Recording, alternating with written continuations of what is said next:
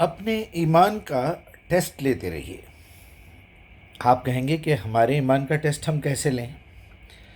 دیکھیے، میں آپ کو منیمم ریکوائرمنٹ بتا دیتا ہوں۔ دو چیزیں ایسی ہے جس سے ایمان کا ٹیسٹ ہو سکتا ہے۔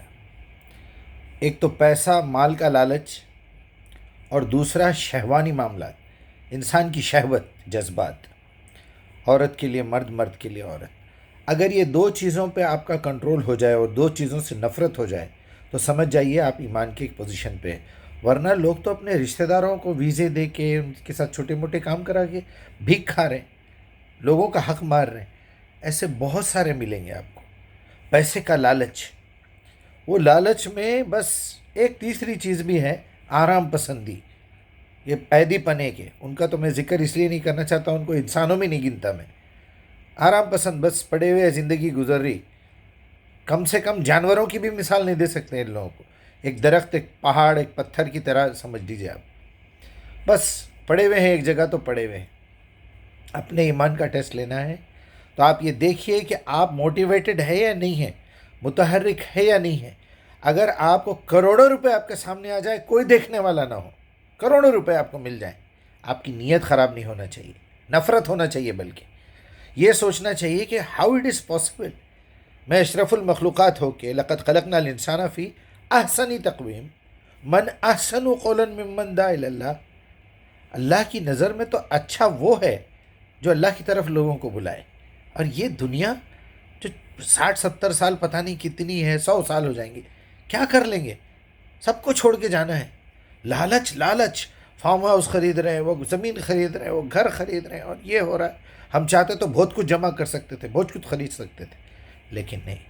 ہمارے پاس اگر ہماری ضرورت سے زیادہ پیسہ دکھا بچ رہا ہے کہیں، تو ہم یہ دیکھتے ہیں کہ ہمارے رشتہ داروں کو کوئی ضرورت ہو، کسی کو بلانا ہو، کسی کو ویزا فری میں دے کے بلانا ہو، ہم اپنے پیسوں سے خرید کے ویزا دے کے بلاتے تھے، رکھتے تھے ان کو 3-4 مہینے ٹریننگ دلوا کے، سب سمجھا کے سکھا کے پھر ان کو نوکری پہ رکھاتے تھے۔ اور اگر کبھی وہ لا کے اپنی تنخواہ دینے کی یا کچھ بدلہ چکانے کی ضرورت محسوس کرے تو میں یہ بولتا تھا ان لوگوں سے، تم ایک آدمی کو بلا کے بتاؤ، ایک آدمی کو اپنی زندگی میں، بھلے وہ کسی غیر مسلم کو بلاؤ، کسی کو بھی بلاؤ، دیکھو تمہاری نظر میں کون زیادہ مستحق ہے، اس کو بلا کے وہی ٹریٹمنٹ کرنا جو میں نے تمہارے ساتھ کیا، تو میں سمجھوں گا میرا بدلہ مل گیا۔ یہ ہے ایمان کی نشانی۔ اور آپ کو کسی بے حیا، بے غیرت اور جسم فروش عورت کے ساتھ پوری رات بھر اگر کمرہ بند کر کے چھوڑ دیا جائے تو آپ کا مزاج نہ بنے زنا کرنے کا یا بے حیائی کرنے کا۔ یہ ہے ایمان۔ یہاں تو نظروں میں بے حیائی، گفتگو میں بے حیائی، کانوں میں بے حیائی، نیت میں، دماغ میں، دل میں، یہاں تک کہ اور میں کیا کہوں، الفاظ بھی نہیں آ رہے۔ چھوڑیے، بہرحال آپ کو پتہ ہے بے حیائی کس لیول پہ پہنچ گئی ہے۔ ماں بیٹے کے رشتے کی کوئی اہمیت نہیں رہی، باپ بیٹی کے رشتے کی کوئی اہمیت نہیں رہی، بھائی بہن کے رشتے کی کوئی اہمیت نہیں رہی، دیور بھاوج، سوتیلی ماں، پڑوسن، بے حیائی پھیل گئی ہے۔ ایمان تو یہ ہے۔ اور میں نے بڑے بڑے لوگوں کو دیکھا ہے، بہت اپنے آپ کو متقی اور ایسے ظاہر کرتے ہیں کہ بس پوچھیے مت، لیکن یہ معاملہ اتنا کمزور اور اتنا یعنی ٹیسٹر ہے یہ آدمی کے ایمان کو پہچاننے کا۔ بس یہ دو چیزیں بڑی اہم ہیں، اگر آپ اس میں بچ رہے ہیں، محفوظ ہیں، تو سمجھ لیجئے ایمان کچھ نہ کچھ ہے۔ اور اگر دل میں بیزارگی، نفرت آ گئی ہے، یار میں مسلمان ہو کے، میں اللہ کا بندہ ہو کے، احسنی تقویم ہو کے یہ حرکت کیسے کروں؟ میں کوئی کتا بلی تو نہیں ہوں۔ میں محمد الرسول اللہ کا امتی ہو کے ایسے بھیک مانگتے پھروں؟ ہم تو اللہ سے نہیں مانگتے۔ اللہ سے مانگے تو صرف اہدنا الصراط المستقیم یا استغفار، بس یہ دے دے وہ دے دے۔ ارے یہ زندگی ٹیسٹ کی زندگی ہے، اس میں کیا مانگنا ہے؟